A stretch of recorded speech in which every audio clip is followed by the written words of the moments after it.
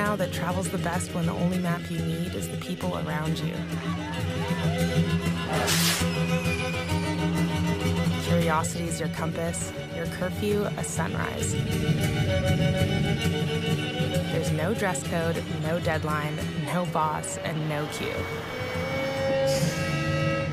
Collecting moments. That's what travel's all about for me. Welcome back to Philippines Uncut. I'm your host, Buddy Kunana. Tonight's topic is Intrepid Traveler.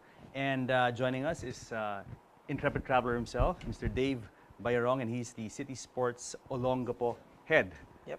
Dave, welcome back to Philippines Uncut. Thank you for having me back here in Philippines Uncut. Yeah, a few weeks ago, we did a special on the coastal cleanup, which you guys led in Olongapo, and I have to say bravo. Yeah, thank you very much for the effort. Now, we're having you here in another capacity, and the title for our show tonight is Intrepid Travel, and this is something that I chanced upon in Facebook when I saw your feed, and it seems that you went on a very special adventure recently. But before we talk about that, let's talk about your background for the people who are just watching you now for the first time, Dave. Who is Dave Bayarong? Well, I'm the City Sports head of Olongapo City, and I also host my own show in Olongapo City, where our weekly news and all of that. And also, I'm an avid traveler. I go around the country, even internationally, traveling and also trying to, try to make it cheap. Nice, I know, because travel costs. I mean, everyone likes to travel, me especially, and if you can cut costs anywhere we can, that certainly makes it a lot easier for people to do so, no? Oh, of course, every Filipino wants to cut a little bit of cash from their traveling. Yeah. How long have you been traveling, Dave? Well, actually, I've been starting traveling since I was in college. Being on that particular age, being a teenager, college days, you go all around, especially in the north, because I was back then studying in St. Louis University in Baguio City. So we go to La Union, San Fernando, we go to Ilocos, we go to Tuguegarao, Olongapo City, up until the south of Luzon, just traveling. And then time comes when you have your regular job and you have your regular income. That's the time you go further, you go out of the country and international. But I understand that you really are an intrepid traveler because you've been traveling in a special way. Now, you've been hitchhiking. Yes, which is something that not everyone really does. Like I like to travel, but I have to say I've never really hitchhiked in my life. No? But what got you into hitchhiking? Got me into hitchhiking was what everybody sometimes feel, that they don't have enough money to travel. Especially when I was in college. It started when I was in college. At the end of the month, or at the end of going to the finals of your exams, that's the time that most of the students are really stretched out with their budget. Sure. So at the end of it, there's pasalubong pa for your family and things like that, because I was studying in Baguio and going back home to Olongapo City. So my budget was really stretched. So a friend of mine told me, you can, there are truckers that, the ones that gets their vegetables from Baguio City. Sure. And they're the one the logistics going to different cities in Luzon. They bring it to to Manila, to Olongapo, San Fernando, Olongapo, Zambales, and all that thing. So I said, where's that? And then it's at the back of Burnham Park. So I went there with all of my bags and then asked the truckers there, which truck here is going to Olongapo City? I said, that truck, okay. Where's the driver? So I said, that's the driver. So I told them, hi, I'm a student. I'm David. I'm a student. I don't have enough money. Can I hitch a ride from Baguio to Olongapo City? Yeah. And okay. Are you okay to go at the back? With the vegetables? With the rest of the vegetables? Yeah, I'm okay. I don't have money. I can't complain. Yeah. So I say, okay. And then I hitch there. And then, the thing is, some of these drivers, they think that, they're a bit rude, drivers, they're a bit rude, things like that. But they're really caring for other people.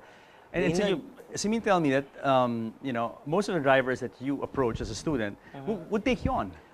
Would not only take me on, but because I've told them that I don't have any money, when they stop and take food, I mean, for them to eat, They'll feed you pa. they'll feed me pa. Oh, tara, let's go. Let's eat muna. No, I don't have money. No worries, no worries. I'll pay for it. That's great. That's great. I'll tell you why. I mean, this topic is something that's different because a lot of people have heard about hitchhiking, but a lot of people are also scared about doing it. No. Yeah. Because especially in recent times, hitchhiking, lalo na in America or the West, has been frowned upon because of the safety issues involved. Now, as a student doing this, did you ever feel any safety and security issues or any concerns for your own well-being? No, actually, no. Actually, I felt that people are really receptive of people that are hitchhiking on the streets. I mean, not all. Those Yeah. are those people that really stop and ask for, oh, where are you going ba? We're going to here. We're just going to the city lang inner city. Okay lang. Then we let them go. But the ones that are the people that lets you in their car or in the truck, they're really caring. I've asked pa nga, before I did this Olongapo to Tacloban travel hitchhiking. This is the trip you did just recently. Yeah, a few weeks ago. Just mentioning that because you mentioned because of the security and Yeah. things like that. I posted on Facebook before I even went to the hitchhiking from Olongapo to Tacloban, and I've asked some of the people in Facebook. It's a general post that I've posted that is it possible for here in the Philippines to hitchhike, especially if it's from Olongapo City to Tacloban? What was the response? The response was I didn't get a good response. Like meaning don't that do people it. were saying, You're crazy. Don't do it. You're crazy. You will never arrive in Tacloban, or the road is not safe. Yeah, don't there, do it. yes, The road is not yes. safe. A lot of crazy people out there, and you won't go there. It's very, very dangerous. To just hitch a ride with some random person you meet on the road, no? Yeah. So those are the comments that I get from that Facebook post. Before you jump into that, Dave, so you told us about your experience with hitchhiking as a student, as a struggling student, and now years after, why did you do this trip from Olongapo to Tacloban? What was the purpose of this? That's a good question, buddy. Because we were, if I can consider myself as a seasoned hitchhiker, even when I was in college up to now, today is a different situation in the Philippines because of all of the things that we see in mainstream media, where there is a lot of killing, there is a lot of extrajudicial killing, which is now being tackled not only in media, social media, also in the Senate and in the House of Congress. Yep. And a lot of people are scared of is it still safe in the Philippines? What will happen to the Philippines right now, people? But for me, I say this is a social experiment for me to see if how safe is the Philippines. Would people still pick up random people in the streets, giving them a ride? No, would they trust people on the street giving them a ride? No, I say, okay, as a student, you would go down to Olongapo and you would go to the terminal, basically in Baguio City, where all the trucks hung out and waiting for their produce to bring down to the lowlands. Now, that's how you do it. But with this trip now, from Olongapo to Tacloban, which is a bit of a distance, it's a length. Yeah, this is about... how long is that? To be exact, it's 989 kilometers. Imagine that. Because from Baguio to Olongapo City is just about 200 kilometers. This one is about 989. So how did you start that? How did you begin your journey? How did you get a ride? Yeah, this one is a totally different one because not like in Baguio, you have a straight truck from Baguio to Olongapo City. This one you don't. No, so you have to stop from places to places. So we started in Olongapo City in about 7 o'clock. That was Friday night, 7 o'clock. And then we tried to hitch a ride. After 20 minutes of trying to flag some of the vehicles, somebody gave us a ride. And it was pouring rain because that was the time that a typhoon was coming in Luzon. Yeah, so in contrast to the way you would do it as a student, where you would go to the terminal and approach the drivers, you knew they were there in Baguio City. In this case, you would just stand on the side of the road and do the like the traditional thumbs thumbs up, hitchhiking sign. Hitchhiking sign, no? You would do that. Yeah. We practically did it the whole way, just standing at the side of the road. That's amazing. Trying to, trying to flag all of these trucks, car, whoever passes I think by. we have a short video that shows you guys flagging down a truck, no? Yeah. So we'll see that, and we'll see how Dave and his companion, travel companion, did it, hitchhiking from Olongapo to Tacloban. Let's have a video.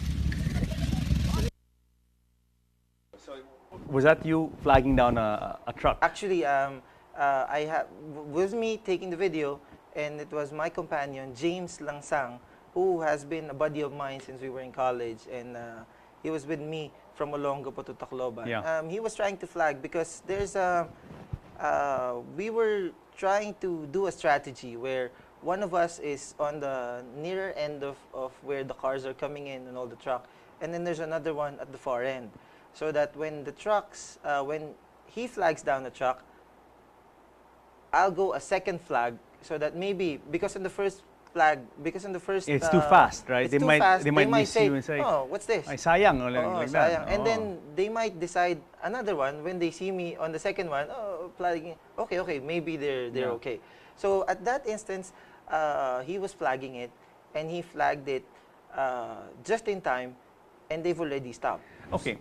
And so you did the whole Olongapo to Tacloban trip. Really, the whole trip was done hitching rides. Hitching rides. Now, yes, correct. were these rides mostly on commercial vehicles or private vehicles? Who would be the ones to pick you up? The ones that would pick you up on the street would be commercial vehicles. Those are trucks, those are buses. Rarely, or probably 1:1,000 would a private vehicle stop for you to hitch a ride. Maybe because they are more, it's more secluded because it's either a car or an SUV. Yes. But probably pickup would do because they can put you at the back of the pickup bed. Yeah. But the truckers or the commercial vehicles, which are trucks, different kinds of produce in their back, they just, okay, you go to the back. Or if there are spaces in front, then you can just go, okay, be here in front na lang. But we as a traveler or hitchhiker, we prefer to be in front because we can talk to the driver, where are you going? Maybe because we told you that we're going from point B, maybe you'll go further. So okay, maybe we can still negotiate a further ride rather than the first point that we. Was there a time? So you guys would prefer sitting in front with the driver than in the back of the truck or yes, whatever. yes, no? definitely. And was there a time that the driver said, no, you can't sit in front. You guys got to sit in the back, or else it's our way or the highway. Oh yeah, definitely. A lot of them do that, you know. Didn't want you to sit in front, no. No, we won't sit in front if they ask us to sit at the back. Yeah, No, yeah. because again, we are also trying to tell them that okay, we won't do it. We're safe people. Yeah. If you tell us to go to the back, we'll go to the back. No, problem. It's amazing because these aren't public utility vehicles. No, I mean these are commercial vehicles, on a job, and here they see a random person waving. I mean, it's amazing that they would even stop. I mean, a lot Yeah. of these commercial vehicles won't even stop. Yeah, you know? no, absolutely. Why would they? Probably Right. it's about 50 to 1% who would stop. Maybe if you're a pretty girl. Maybe if you're a Probably pretty good, it's stop, going to be right? 1 to 1%. Yeah. But based on our experience, it's about 1 out of 50. But then 1 out of 50 would stop. that would stop, slow down, or stop. Yeah. But then you have to talk to them first. Where are they going? gosh. Is it going to be on the same way that you are? And it's just going to be probably 1 out of 10 who stopped that you're going to get in. So how long would you stand on the corner, you and your buddy, your travel buddy? I mean, like Me before and you go James, yeah. on the average, how long would you stand before someone actually stopped and got Probably the ride, gave you a ride? a good time for us Yeah. would be about 15 minutes. That would be on an average. That means we're okay with that. That means a good ride. But if we stay there, sometimes we stay there for an hour and a half. And nothing, 2 nada. hours, and just nothing, you know. So sometimes we just flag somebody, oh, dito lang kami. We're about 3 kilometers. Okay na yun. We're gonna be okay as long as we're not here. Anywhere but here, something like that. Amazing. Just get us further down the road, Yeah, and yeah, you know, as you said, anywhere further down the road is better than staying in one place. Yeah, no? yeah. And then Dave, I think we have a video of you in the truck and talking to the truck driver just to give the viewers an idea of what goes on, what went on with you guys in there interacting with these random strangers picking you guys up. So let's have a video of Dave Bayrong and the truck driver on his epic journey Olonga po Tacloban. Alright, so hindi tayo ngayon sa bus nila kuya at papunta tayo sa Paranas. Galing tayong Calbayog, papunta tayong Paranas. At yan, nakasama natin sila kuya. Alright. James, sila kuya. Kuya, sabi nyo kanina nakita nyo na kami 3 beses na eh. Saan nyo kami unang nakita? Ikaw may Dansol sa Dansol. This Sorsogon pa. Sorsogon pa tayo rin nakita. Nasa Visayas na tayo ngayon, sa Luzon pa lang yun. Nakita na kami nila kuya sa ano pa lang, sa may Sorsogon, sa may Dansol, sa may diversion papuntang Bulan. Diversion. Papuntang Bulan, tapos nakita niyo ulit kami sa may Bulan na, no? Papuntang Matnog. Anong sabi niyo nung nakita Dave, niyo? nice video. And you know, we heard the conversation that you guys had with the drivers, and it seems that these guys had seen you several times already. Actually, we've known about it when we were already in the front of the truck. Yeah. The first time that they let us in was, okay, they said, okay, go to the back of the truck. But then that was already in Calbayog, Samar. So midway of the summer trip, no? And it started raining, so they stopped and they said, okay, go here at the front na lang. So we went to the front and we talked to them. I mean, oh kuya, thank you for letting us in. And then they said, actually, we saw you Luzon pa lang in Sorsogon. They saw you on the side of the street. We saw you on the side of the street at Dansol, Sorsogon. You were trying to wave us. You were trying to flag us. And we were thinking, who are these guys? You know, are they crazy trying to flag some of the trucks? Yeah. And then they just passed us by, didn't mind us, and then suddenly they saw us again. This is around 7 o'clock in the evening at Bulan, Sorsogon. This is about 1 town away from Matnog, where we have to ride a ferry going to Samar. No, it was 7 o'clock. And they saw us again, flagging them. And they didn't stop yet. No, they didn't stop again. Here are the 2 people again. You know, they don't look like an ordinary people because they dressed okay. They have a good, equipment on them. They look like climbers or mountain climbers. Or he was saying that I think these guys are on a mission or something like that. So they just drove by and didn't bother even slowing down or. So why did they pick you up the third? 3 times the charm. Why did they pick you up the third time? The third time, I mean, they saw us twice in Luzon. Now we're in Visayas. So it's the next day. Now we're in Visayas. We've hitched a ride from Allen. We've hitched a couple of rides going to Catbalogan.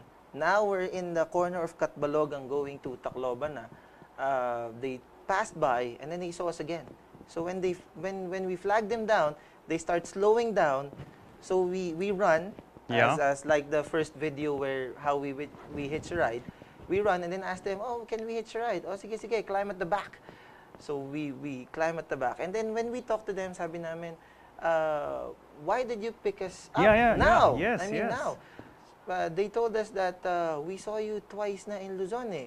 Now we were thinking, I was telling to the driver, oh, eto na naman tong dalawa. Oh, here's the 2 guy again we saw in Luzon. We should pick them up now. I said, I think they have a mission or they have a challenge. The first impression that they had when we come in, the first question, are you guys missionaries? Or things like that, Mormons or other religions. I said, no.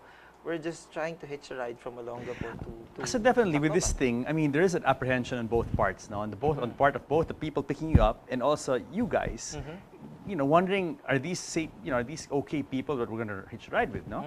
So, what advice can you give to people who are, who would like to try this? Because I guess being presentable and looking decent and nice, I mean, has a lot to do with the success rate of getting picked up, no? Oh, yeah. I mean, for me, my advice to people is just to be honest with these drivers, no? Just tell them that you want to hitch a ride, even if it's not a truck, even if it's a bus. No, but Dave, the problem is people even stopping to get a car to stop. I mean, like, to be honest with you, if someone does that on the road, waves me, some random stranger in the middle of nowhere, I'm not gonna stop. I mean, Yeah. it's just for general safety concerns. Uh-huh. No? So, what advice can you give to people who would like to do this and like to increase their chances of not staying 2 hours maybe on the side of the road? Okay.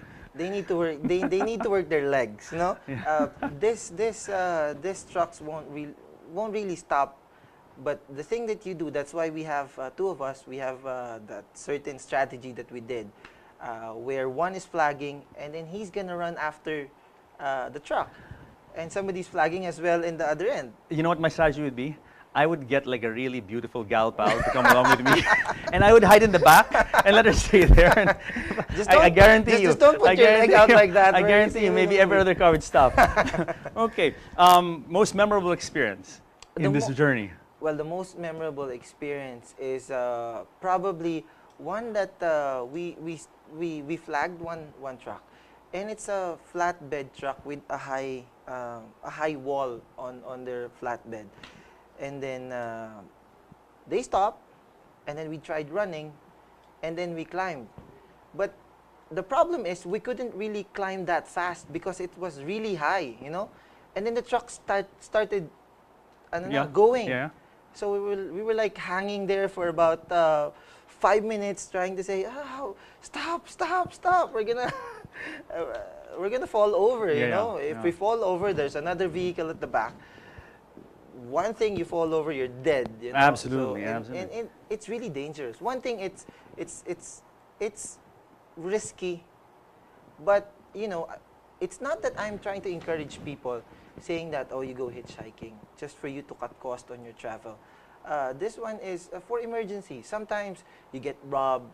Sure. You get Sure. pickpocket. Sure. Your car breaks down. Your car breaks down. You don't have any money in your pocket. How will you go to point A to point B just for you to be safe, or just for you to get help, or just for you to go to your destination? So Any plans of going on a longer hitchhiking road trip, maybe Manila to Davao?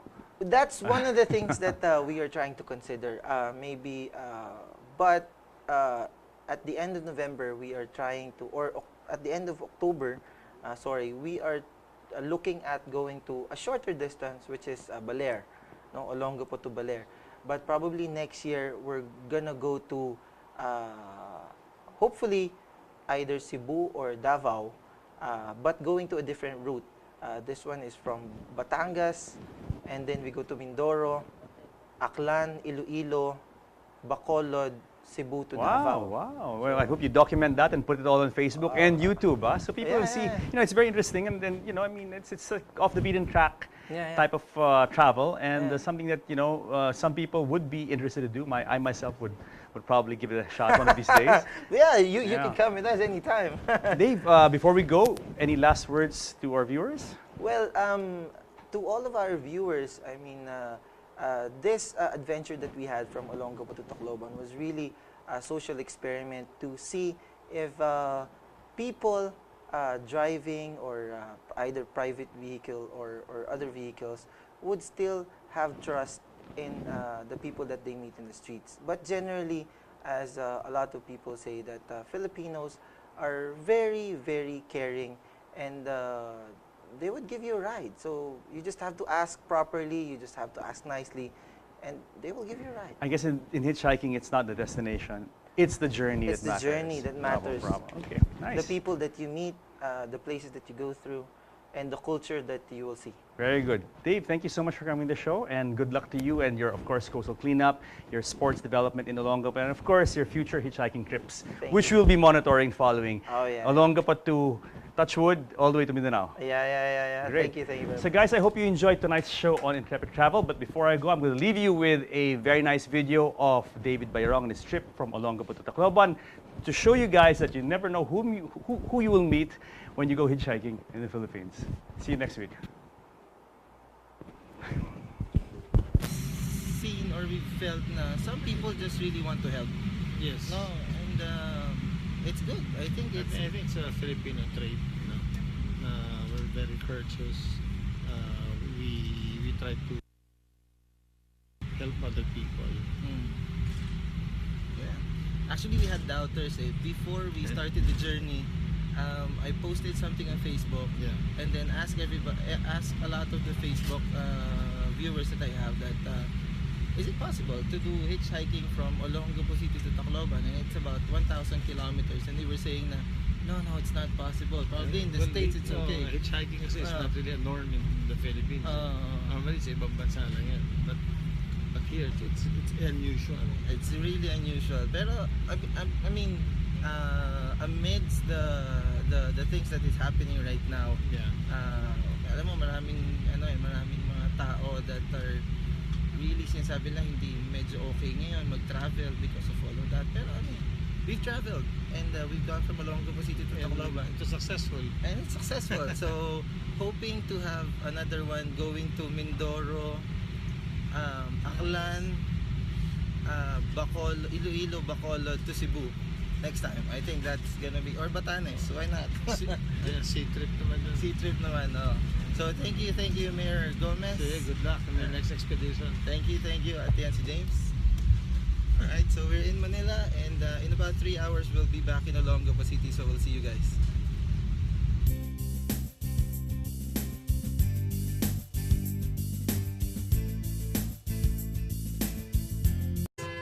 That's what travel's all about for me.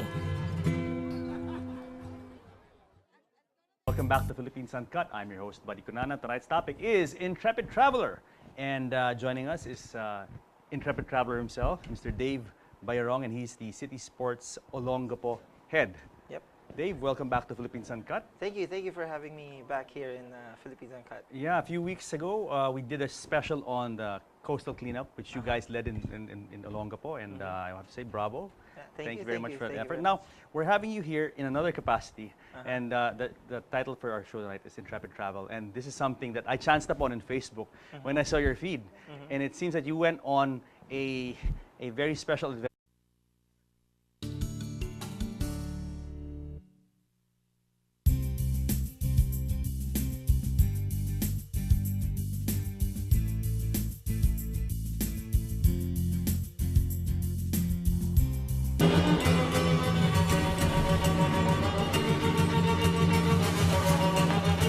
And I know now that travel's the best when the only map you need is the people around you. Curiosity is your compass, your curfew a sunrise. There's no dress code, no deadline, no boss, and no queue. Collecting moments. Adventure recently. But before we talk about that, let's talk about your background for the people who are just watching you now for the first time, Dave. Who is Dave Bayarong? Well, I'm the City Sports head of Olongapo City, and I also host my own show in Olongapo City, where our weekly news and all of that. And also, I'm an avid traveler. I go around the countries, even internationally, traveling and also trying to, try to make it cheap. Nice, I know, because travel costs. I mean, everyone likes to travel, me especially, and if you can cut costs anywhere we can, Yeah. that certainly makes it a lot easier for people. Time you go further, you go out of the country and international. But I understand that you really are an intrepid traveler because you've been traveling in a special way. Now you've been hitchhiking. Yes, Which is something yes. that not everyone really does. Like I like to travel, but I have to say I've never really hitchhiked in my life. No? But what got you into hitchhiking? Got me into hitchhiking was what everybody sometimes feel, that they don't have enough money to travel, especially when I was in college. It started when I was in college. At the end of the month or at the end of going to the finals of your exams, that's the time that most of the students are really stretched out with their budget. To do so, no? To Of course, travel. every Filipino wants to cut a little bit of cash from their traveling. Yeah. How long have you been traveling, Dave? Well, actually, I've been starting traveling since I was in college. Being on that particular age, being a teenager, college days, you go all around, especially in the north, because I was back then studying in St. Louis University in Baguio City. So we go to La Union, San Fernando, we go to Ilocos, we go to Tuguegarao, Olongapo City, up until the south of Luzon, no? Yeah. Just traveling. And then time comes when you have your regular job and you have your regular income. That's a